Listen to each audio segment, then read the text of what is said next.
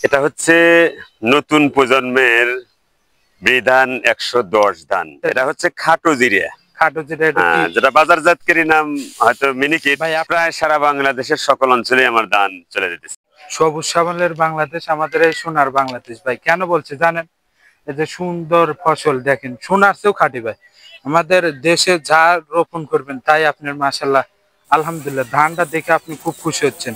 আর এই দেখেন এই সাইডে আলু আলহামদুলিল্লাহ খুব সুন্দর হয়েছে, লাগানোর সাথে সাথে আলহামদুলিল্লাহ খুব সুন্দর হয়েছে। দেখেন আমি আজ আছি সিরাজগঞ্জের উল্লাপাড়া প্রতাপ গ্রামে, এটা আপনার হাফিজ ভাই 29 বিধান, 29 কাটারি, 29 সুবলতা, 29 জিরা ধান। আপনার কয়েকটা ধান ভাই 8-9 রকমের ধান করছে। আমি ওইরকম জানি না ধানের ভাই। ভাই নতুন এগুলো বীজ সংগ্রহ করেছে। আর ভাই এটা আপনার করে ভাই।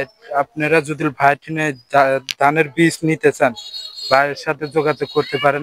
আমি স্ক্রিনে মোবাইল নাম্বার সহ দিয়ে দেবো না, আপনারা ভাইয়ের সাথে যোগাযোগ করবেন। ভাই অনেক দিন ধরে আপনার ধান নিয়ে গবেষণা করে। আর ভাই আমি সেরকম জানি না ভাই টিন, এখন যে আমরা শুনবো চলেন। আসসালামু আলাইকুম ভাই, ভালো আছেন? হ্যাঁ, আল্লাহর রহমতে ইনশাআল্লাহ খুব ভালো আছি ইনশাআল্লাহ। ভাই আপনার এখানে ধানের একটা প্রতিবেদন করতে এসেছি। দর্শক বলতে যে ভাই আপনি ধানের প্রতিবেদন করেন এখানে। বললাম যে ভাই আমি একটু কাজ করে ব্যস্ততার ভিতরে রয়েছি, প্রতিবেদন করতে পারি। আপনার এখানে টোটাল কয় বিঘা জমি আছে ধানের? এখানে টোটাল আমার 2 একর জমি আছে। 2 একর জমি। আপনি এখানে কি কি ধান এখানে করছেন? এখানে রড মিনিকেট, তারপরে বিধান 34, হ্যাঁ বিধান 108 হ্যাঁ। এবং 110 এবং বিধান 90। আপনি বীজ থেকে শুরু করছেন। আর এটা আপনার এই পোলোয়ার চাউল, এটা কি? এটা সুগন্ধি চিনি গুঁড়া যাকে বলা হয়, 34 যাকে বলে চিনি গুঁড়া। ভালোই বাড়ছে। ধানের বাইলটাও খুব বড় নাকি ভাই? হ্যাঁ, খুব সুন্দর, আল্লাহর হাজার শুকর। আমাকে ধান দেখতে মন চাইছে খুব ভাই। আপনি চমৎকার। এরকম যে আপনি করছেন এই ধানগুলো কি আপনি 12 মাসে কি কাটা যাবে এরকম? না, এটা শুধু আমন মৌসুমের জন্যই প্রযোজ্য। হ্যাঁ, আমনের জন্য। এটা মানে কালবৈশাখী জ্বরে এটা কুলাতে পারবেন। এটা খুব গাছ চিকুন, গাছের উচ্চতা বেশি, বড় মৌসুমে চলবে না এটা। ভাই আর এখন যে আর রডবান যেটা, সেটা বড় মৌসুম এবং আমন মৌসুম, যেটা আউশ মৌসুম, 3 মৌসুমের জন্য এটা প্রযোজ্য। ভাই আপনার যে এখন যে রোপায় যে আপনার চলতেছে 108, ওটা তো সবাই বলে যে ভালো ওটা ধানটা। 108 এটা আসলে এটা বড় মৌসুমের জাত। এটা আমি পরীক্ষার চালানোর জন্য আমি এই মৌসুমে, এটা আমন মৌসুমে লাগাচ্ছি। এটা আমার যথেষ্ট আলহামদুলিল্লাহ খুবই সুন্দর লাগতেছে। আমি ইরি মৌসুমে, বড় মৌসুমে এরকম ফলন পাইনি। আশা করা যায় আমার কাছে খুবই ভালো লাগতেছে।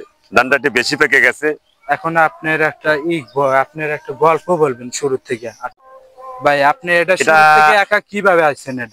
এটা আমার শুরু থেকে এটাই আমার মনের ইচ্ছা যে আমি যে জায়গায় থেকে বীজ আনি সে জায়গার বীজে আমি কোয়ালিটি ভালো পাই না। মানুষ বীজ নিয়ে ক্ষতিগ্রস্ত হয়, ধান একসাথে ফুলে বাড়ায় না, দোচালি হয়, এক ধান চাই আর এক ধান দেয়, মিশ্র ধান হয়। সেই জন্য আমি এটার প্রতি আমি এসেছি যে আমি জনগণকে সঠিক বীজ দেব, সঠিক চিকিৎসা দেবো। এটাই আমার উদ্দেশ্য। আমার মনে একদম আল্লাহ তাআলা ইচ্ছা জায়গা দিছি। আপনি এটা কত বছর ধরে এই ধানের এটা কাজ করতেন, গবেষণা করতেছেন? এই গবেষণা দীর্ঘ আমার 4 বছর হলো। গত বছর থেকে আমার এটা পুরোটা অভিজ্ঞতা এসে গেছে। আপনি এখনো বর্তমানে আপনি কোন কোন জেলায় আপনি এটা সেল দিচ্ছেন এই ধানটা? এটা প্রায় সারা বাংলাদেশের সকল অঞ্চলে আমার ধান চলে যেতেছে আলহামদুলিল্লাহ। আপনি কি এই 4 বছরের ভিতর দেন আপনি সারা বাংলাদেশে সেল হয়ে যাচ্ছে এই হাফিজ ভাইয়ের ধান? এটা আপনার অনেক রকমের ধান আপনার জন্মায় মাশাআল্লাহ। সারা বাংলাদেশের সকল অঞ্চলে আমার ধান যেতেছে এবং জেলা বীজ মানে জেলাতে আমার ধান প্রণোদনা হিসাবে ইনশাআল্লাহ আমার ধান চলতেছে। আপনার প্যাকেটটা আপনি প্রতাপ থেকে কেন আপনি করলেন? আপনার তো থানা আপনার উল্লাপাড়া সিরাজগঞ্জ দিলে তো হতো, নাহলে আপনি সিরাজগঞ্জ দিলে তো হতো ভাই। না, আমার গ্রাম থেকে আমি সুনাম অর্জন করার জন্য আমার গ্রামের নাম উল্লেখ করছি। এটাই আমার একান্ত আবেগ। আমার গ্রামের সৌন্দর্য ফিরে আসবি, গ্রামের ঐতিহ্য ফিরে আসবি এবং আমার গ্রামের সুনাম ফিরে আসার জন্য আমার বুকে বল আছে এইটাই যে আমি তো কোয়ালিটিতে দুর্বল করব না। দর্শক জানে হ্যাঁ। দেখে আপনার আলহামদুলিল্লাহ খুব খুশি। এজন্য আমি গ্রামের নাম দিতে লজ্জাবোধ করিনি, যে আমার কোয়ালিটিতে আমি কোনো জায়গায় দুর্বলতা নেই। এজন্য আচ্ছা, আপনার এখন শুরু থেকে বলি, যখন আমরা ধানটা গাড়বো ওই সময় কয়দিন বাদে আপনি সার দিতে হবে, কয় কেজি লাগবে? 10 কাঠায় ধরেন, আমরা হিসেব করলাম 10 কাঠায় আপনি কতটুকু সার লাগবে আপনি গাড়ার পরে? হ্যাঁ, 33% এমওপি সার 10 কেজি, এবং টিএসপি এটা 15 কেজি, হুম, হুম। এবং জিপসাম 10 কেজি, জিং 1 কেজি, এই নেমে ইনশাল্লাহ প্রথমে দেওয়া হয়। Boron 1/2 KG, boron 1 KG, boron 1 KG দিলে ভালো হয়। তারপরে এটা 1 আপনি কেজি বা 900 গ্রাম। এটা কতদিন বাদে ধান গাড়ার পরে দেওয়া লাগে? এটা চাষের সময়, চাষের সময় দেওয়া লাগে। মানে শেষ চাষের সময় হ্যাঁ, এটা। তারপরে তারপরে ধানের যখন বয়স 10 দিন হয়ে যায়, তখন উপরি প্রয়োগ হিসেবে ইউরিয়া প্রয়োগ করা হয়, হ্যাঁ। এবং ইউরিয়ার সাথে ম্যাগনেসিয়াম এবং সালফার এগুলা সহকারে সার দিলে বলে ধান বলে ভয় ভাই, অনেক মানুষ বলে এটা, আপনি কি বলতে চান এটা ধানের? না, সার পরিমিত রাখলে ধানের যে উচ্চতা যত সেন্টিমিটার যে ধান হওয়ার কথা সেইভাবেই হয় ইনশাআল্লাহ। আচ্ছা। কিন্তু আসলে পানির ধানের জন্য আসলে বড় ধান হোক আর আমন মৌসুমের ধান হোক, যেটা সেচ চাষ, হ্যাঁ, হ্যাঁ। সেচের যে আবাদ, সেটার জন্য আসলে ডিএপি না দিয়ে টিএসপি দেওয়া উচিত। টিএসপি দিলে ধানের যে উচ্চতা যতটুকু অতটুকু হবে ইনশাল্লাহ, ধান ঝরে পড়বি না, ধান হেলে পড়বি না। এখন এটা আমি ইনশাল্লাহ সফলতা, আমি কখনো ডিএপি সার ব্যবহার করি না, বড় মৌসুমে না আমন মৌসুমে না, যেটা পানির ভিতরে যে চাষ করি যেটা, হ্যাঁ, হ্যাঁ। এটার জন্য টিএসপি সবচেয়ে উত্তম। আপনি এখন কি ধান লেই গবেষণা করতেছেন, না আর কিছু আছে আপনি শাকসবজির এরকম? না, আমার বর্তমানে ধানেরই গবেষণা আছে। এরপর আমি আগামীতে সরিষা, সামনে যে আমার সরিষার আবাদেরও আমি পরিকল্পনা নিতেছি। সরিষার জন্য আমি সরিষার উন্নত বীজ করার জন্য আমি নিয়ত করছি। আচ্ছা। ইনশাল্লাহ আগামীতে সরিষার বিষয় করবো ইনশাল্লাহ। ভাই, আপনারা আপনার যখন এই ধানটা যখন ফুলে বাড়ায় ওই সময় কিভাবে বীজ দিতে হবে? এটা আপনি স্টিল দিতে হবে নাকি, না আপনি পোকা টোকা এরকম জাতীয়? ধান ধানের বীজতলার থেকেই আমি চারা, মানে বীজানোর সময় শোধন করি কার্বনডাজিম এবং হয়তো বিস্মার্তীয় জল, এই গ্রুপের বীজ দ্বারা আমি বীজ শোধন করি। এরপরে চারায় আমি প্রতি 15 দিন পর পর কীটনাশক এবং ছত্রাকনাশক প্রয়োগ করি, এবং ধান রোপণের পরেও আবার 15 দিন পর পর ছত্রাকনাশক, 15 দিন পর পর ছত্রাকনাশক করে আমার প্রত্যেকটা জমিতে। ওই ধরেন অন্য মানুষ খাওয়ার জন্য এত বীজ না দিলে কি হয়, কোনো সমস্যা হবে কি ভাই? আপনি তো বীজটা করবেন, এটা সেল দিবেন, আপনার হিসাব আলাদা। এখন এটা অন্য মানুষ না, যদি খাওয়ার জন্য ধান উৎপাদন করে, তারপরে ছত্রাকনাশক দেওয়া বাধ্যতামূলক। ছত্রাকনাশকের কারণে ধান তিলে পড়া, চিতি এবং কালো স্পট, কালো দাগ, মরিচের দাগ, এর কারণে ধানের ফল, মানে ফলন কমে আসে। ব্লাস্টের লক্ষণ দেখা দেয়, খোল পচা, শীত বেলাইট, এইগুলা বিভিন্ন রকম রোগ দেখা দেয়, যার কারণে ধানের ফলন অনেক কমে আসে। এজন্য ধানের জন্য ছত্রাকনাশকটা খুবই জরুরি। ছত্রাকনাশকের কারণে ধানটা অনেক সুন্দর হয়, ধান দেখতেই, এবং ধানের অনেক ওজন বেশি হয়।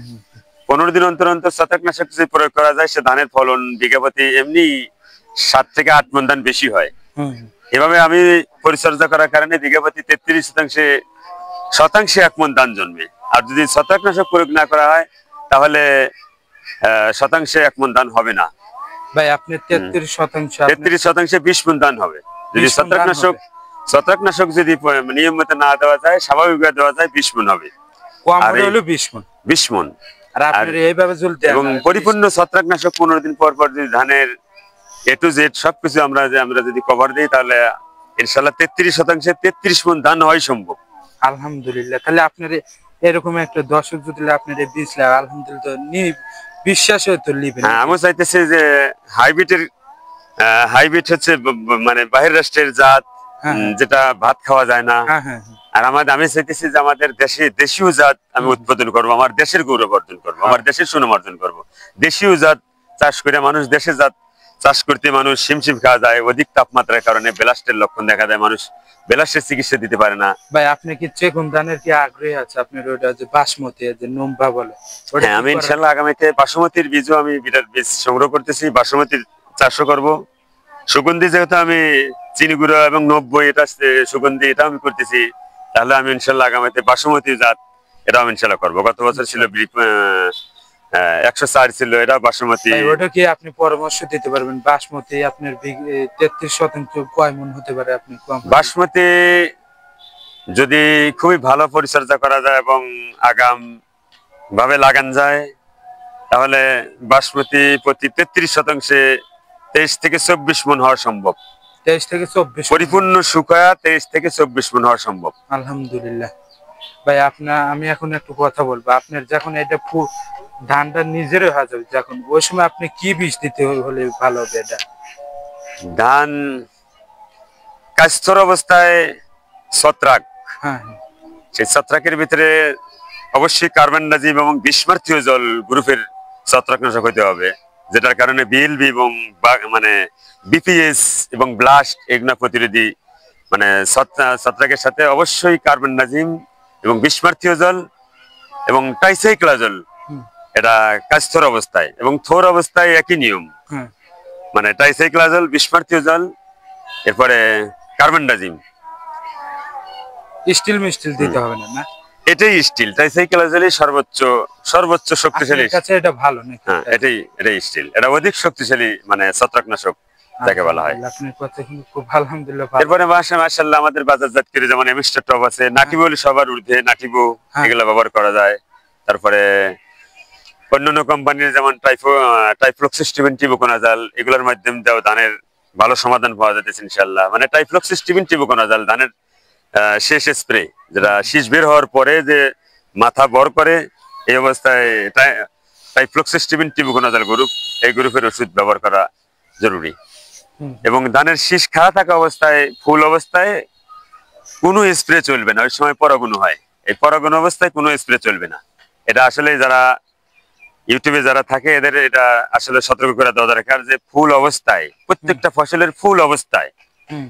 ফুল মানে নিজেরই যাওয়ার আগ পর্যন্ত কোনো ছত্রাকনাশক বা আপনি যে কীটনাশক এটা বলেন, প্রয়োগ করা অনেক যাবে। মানুষ বলে যে ভাই আমার ধান ভালো হয় না, কি জাতের ধান ওইটাই, এই কারণে মনে করি এটা দিয়ে আপনার ধানটা খারাপ হয় নাকি?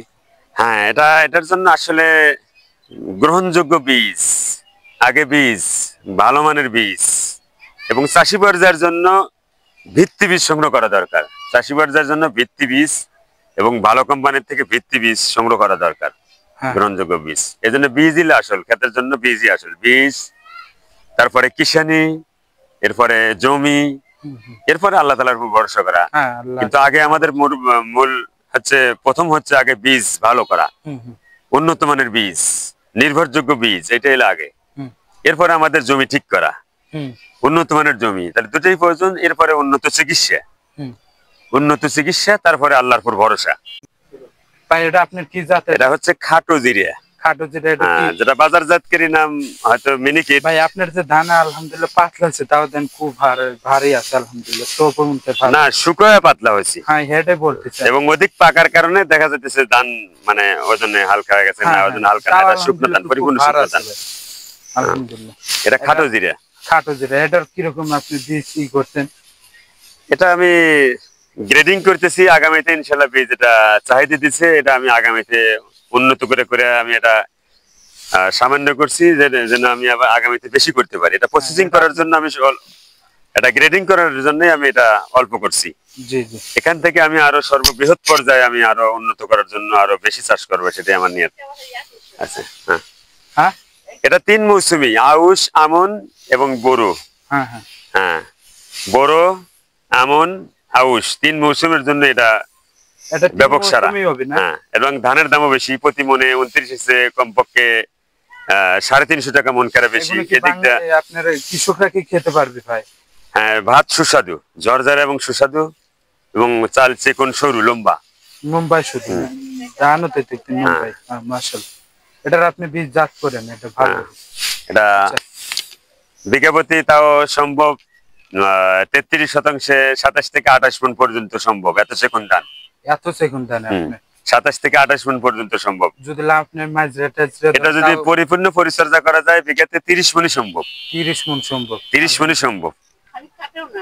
সর্বনিম্ন যদি না হয় তাও আপাতত 25 মণ, 24 মণ এরকম হবে। আচ্ছা, আপনার সার বিষ না দিলেও যদি 24 মণ হয়, মাশাআল্লাহ গাদি বিঘায়। আর ওইটা হচ্ছে 110, ওটা নতুন প্রজন্ম, ওইটা ওটা একটু নিয়ে যাই আসি। ওটা 110 ধান। ভাই এটা আপনার কি ধান এটা? এটা হচ্ছে নতুন প্রজন্মের বিধান 110 ধান। হ্যাঁ হ্যাঁ, এটা মোটা মাশাআল্লাহ। কেন এটা ভাই? এটা চিকন ধান, এটা মোটা না, মাঝারি মাঝারি ধান। এটা আমাকে ধান গবেষণা করার জন্য এই বিধান 110 মানে পরীক্ষা চালানোর জন্য, গবেষণা চালানোর জন্য দিয়েছে। তো মাশাআল্লাহ আমি এটা ভালো বুঝতেছি। আলহামদুলিল্লাহ এটা আবাদ করা যায়। 110 ধান, ধানের গোড়ানিতে অন্যান্য ধানের শীষের গোড়ানিতে চিটে বোঝা যায় এটা চিটে হবে না, এমন মৌসুমে চিটে হইতেছে না। তাহলে আশা করা যায় এটা মনে হয় বড় মৌসুমে একদম পরিপূর্ণ চিটে মুক্ত হবে। তবে এটা এমন মৌসুমের জাত, হুম আমি বড় মৌসুমে করিনি, কিন্তু আমন মৌসুমে করে দেখতেছি যে আমন মৌসুমে যখন এত সুন্দর ধান হুম। চিটে মুক্ত, তাহলে চাষির এ ধরনের ধান চাষ করাটাই আসলে উচিত। আসলে চিটে মুক্ত ধান এবং ধানের বাজারজাতকরণেও ধান মোটা না, ধান চিকুনি। হ্যাঁ, 29-এর ক্যাটাগরি। 29-এর সম ভাই পরিমাণ রেখে ধানটার বিক্রি করা যাবে। বাইলগুলো আপনার এবং ধানের বাইলটাও অনেক বড়, বর্ষার মৌসুমে যে এত আপনার বড় বাইল, বাইল প্রায় আমি দেখতেছি প্রায় 10 ইঞ্চি, 10 ইঞ্চি না না না 10 12 থেকে ইঞ্চির মতো আছে ভাই আপনার। 10.5 ইঞ্চি 11 ভাই ইঞ্চির আপনি মতন যখন আছে। এটা ধানটা গাড়বো ওই সময় এটা কয়টা গুছিতে গাড়বো ভাই? ধানের জন্য গুছি সর্বোচ্চ একটা গুছি দেওয়াই ভালো। যদি 25 থেকে 30 দিন বয়সের চারা দেয় তাহলে একটা চারাই সবচাইতে ভালো।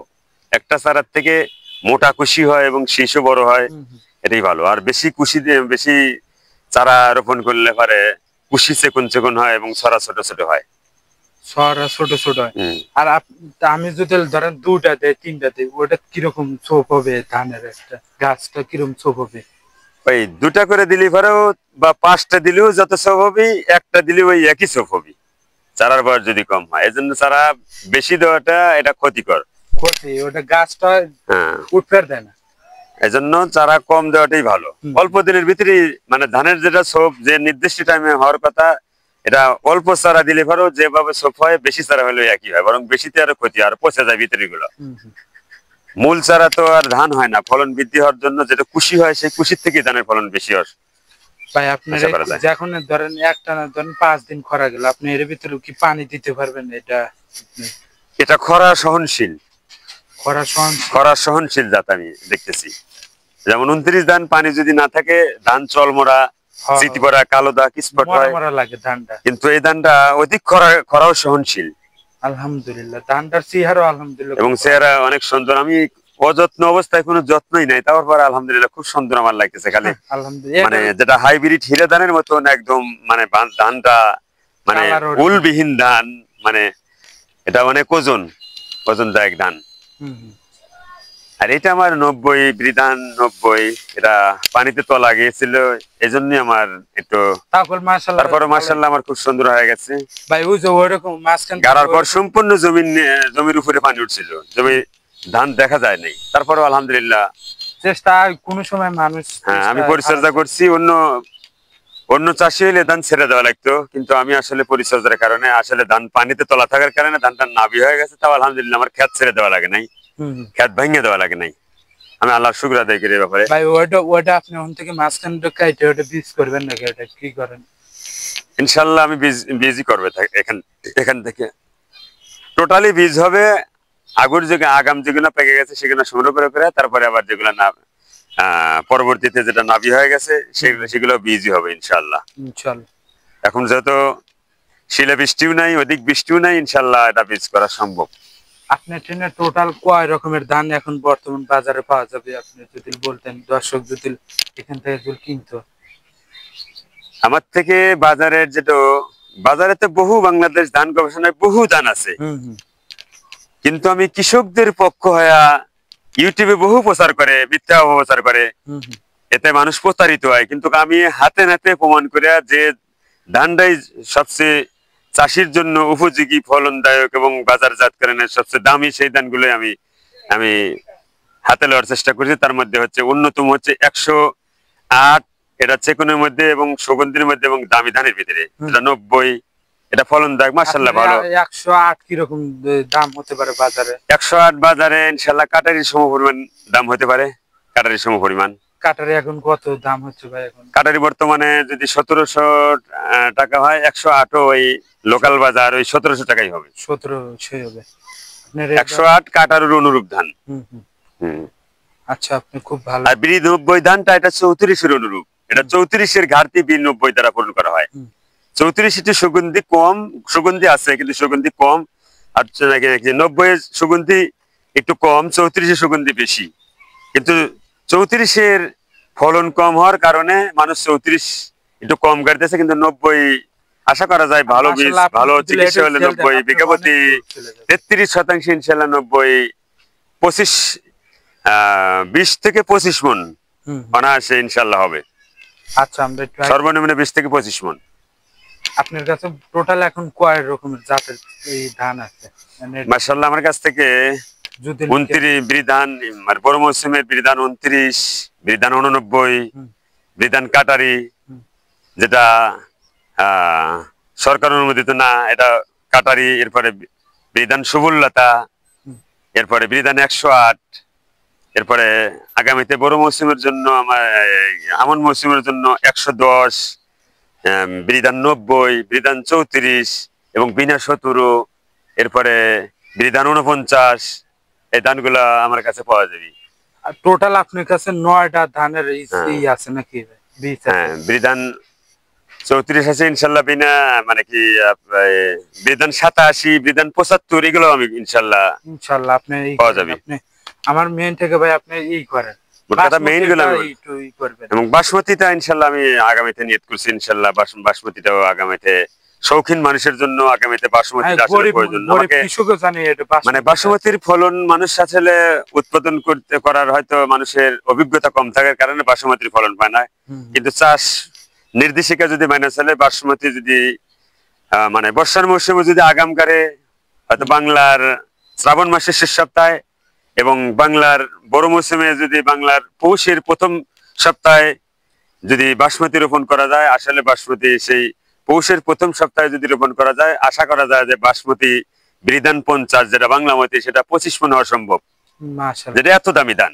তাহলে আপনি যারা বোঝেন এটা আপনি একটু পরামর্শ দিলে শুরু থেকে একটু বাসমতির এটা বাসমতি চাষ করার জন্য ইউরিয়াটা কম, পটাশের হার বেশি, টিএসপির হারটা বেশি। টিএসপি এবং পটাশ বেশি দেওয়া লাগবে, ইউরিয়ার হার কম, এবং আগাম করা লাগবে, এবং সিপসিপা পানি দেওয়া লাগবে, সুগন্ধ দেওয়া লাগবে, সুগন্ধ দেওয়া লাগবে। এই নিয়ম মানে চললে, এবং ছত্রাকনাশক, যেহেতু সুগন্ধি ধান পোকার আক্রমণ বেশি এজন্য, এবং রোগের আক্রমণও বেশি, এজন্য আমরা এটা ছত্রাকনাশক বেশি প্রয়োগ করব। এবং সুগন্ধি হওয়ার কারণে পোকার আক্রমণ বেশি, এজন্য আমরা পোকার জন্য আমরা কীটনাশক ব্যবহার করব। উন্নত মানের বাজারজাতকরণ যেগুলো কীটনাশক আছে এগুলো আমরা ব্যবহার করব। আশা করা যায় যে আমার ধানের শীষে চিটে হবে না। মাশাআল্লাহ, যে হারে চিটে হয় সেভাবে চিটে হবে না। চিটের পরেও আশা করা যায় ইনশাআল্লাহ 99 ভাগ তো আপনার ধানই হবে নাকি? মাশাআল্লাহ।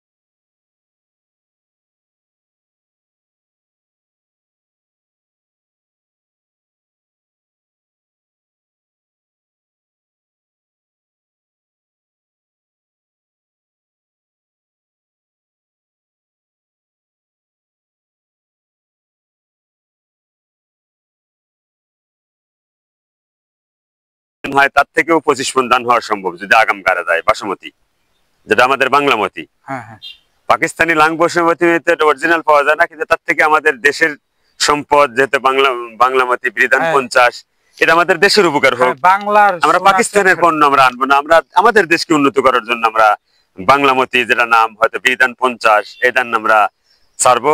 এটা ঠিক বাসমতি, যেটা পাকিস্তানি লং বাসমতি আর আমাদের বাংলামতি যে বিধান 50 অনুরূপ, সুগন্ধির দিক দিয়েও একই এবং লম্বার দিক দিয়েও একই, সরুর দিক দিয়ে একই। এই জন্য আমরা হাত অযথা আমরা পাকিস্তানের দিকে আমরা না যা, আমরা আমাদের যে বাংলা মাটি, আমাদের বাংলাদেশকে উন্নয়ন করার জন্য, বাংলাদেশকে যদি আমরা ভালোবাসি, তাহলে আমাদের বাংলাদেশের উন্নয়ন যদি আমরা চাই, তাহলে আমাদের দেশকে আমাদের এগিয়ে নেওয়ার জন্য আমাদের দেশীয় জাত যেটা বাংলামতি বিধান 50 এটাই আবাদ করা দরকার। আলহামদুলিল্লাহ। আমাদের দেশের উন্নয়ন হোক। জি। ভাই আপনি যে বীজটা করবেন, এটা আপনি কতদিন, ধরেন ধানটা পাইকে গেছে, তাও কতদিন এটা রাখতে হবে? না, পাকার পর 80% পাকার পরেই ধান কাটা কর্তন করা উচিত। 80% ধান মানে পাকার পরে ধান না রাখাটাই মানে উত্তম। এজন্য আমাদের ধান আসলে জনের অভাবে, কামলার অভাবে আমি আসলে কাটতে পারিনি। আমার ধান 90% বেশি পেকে গেছে, পাকা হয়ে গেছে। এই জন্য ধানটা আরো কালার সুন্দর ছিল। এই জন্য 80% ধান পাকার পরই কাটা সর্বোত্তম।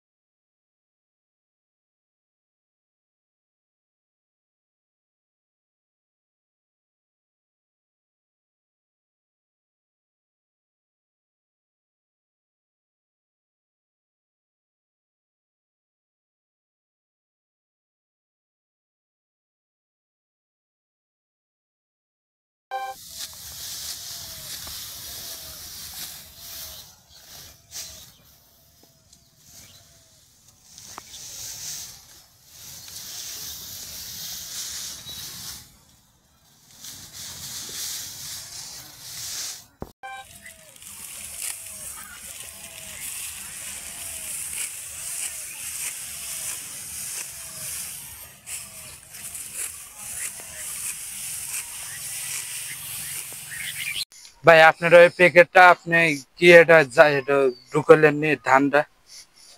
এটা বিধান 29, বড় মৌসুমে বিধান 29 না? হ্যাঁ। এটা আপনার কি কি লেখা রয়েছে? এটা আপনার প্রতাপ বাজার, উল্লাপাড়া, সিরাজগঞ্জ। প্রতাপ বাজার কেন দিয়েছেন উল্লাপাড়া? এটা প্রতাপ বাজার আমি দিছি যে আমার গ্রামের ঐতিহ্য ফেরানোর জন্য, গ্রামের সৌন্দর্যের জন্য, আমাদের গ্রাম সুনাম অর্জন করার জন্য আমি প্রতাপ নাম, আমার গ্রামের নাম আগে উল্লেখ করছি।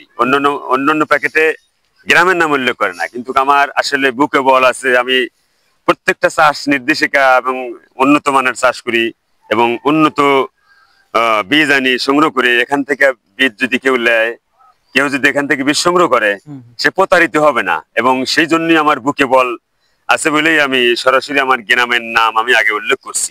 জি জি। হ্যাঁ, আমার এখানে কোনো ভয় নাই।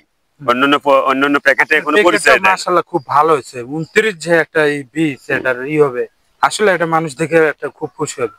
আপনি চালিয়ে যান ভাই, আলহামদুলিল্লাহ। এজন্য আমার প্রতাপ গ্রামের নামকে আমি সৌন্দর্য ফেরার জন্য, প্রতাপ গ্রামের সুনাম অর্জন চাই। প্রতাপ গ্রাম যেন সারা বাংলাদেশে যেন মানে আত্মপ্রকাশ হয়ে যায়, ব্যান্ড হয়ে যায়, এটি আমি চাই। যুবকদের জন্য উচিত হচ্ছে চাকরি পিছনে না দৌড়াইয়া যে কোনো কর্ম পদ্ধতি অবলম্বন করা। এগুলার মাধ্যমে দিয়ে আমাদের দেশের উন্নয়ন, এরপরে নিজেরও উন্নয়ন। চাকরির দ্বারা সে নিজেরই উন্নয়ন হইতেছে। আর আমি যদি আবাদ করি, চাষাবাদ করি বা দেশের জন্য কোনো কাজ করে, সারা দেশের নিয়ত করে যদি আমি চাকরি করে, মানে যারা যুবকরা আছে মানে চাকরির আশা না করে যদি এইসব পদ্ধতি, কর্মপদ্ধতি বেছে নেয় এবং নিয়ত যদি করে, আল্লাহ তাআলা তাদেরকে সারা দুনিয়ায় আত্মপ্রকাশ করে দিবি। এটা আমি দোয়া করি যুবক ভাইদের জন্য, যুবক ভাইরা যেন এটার প্রতি আগ্রহ তৈরি করে, তারা যেন আগ্রহ থাকে, এটাই আমি আশাবাদী রাখি।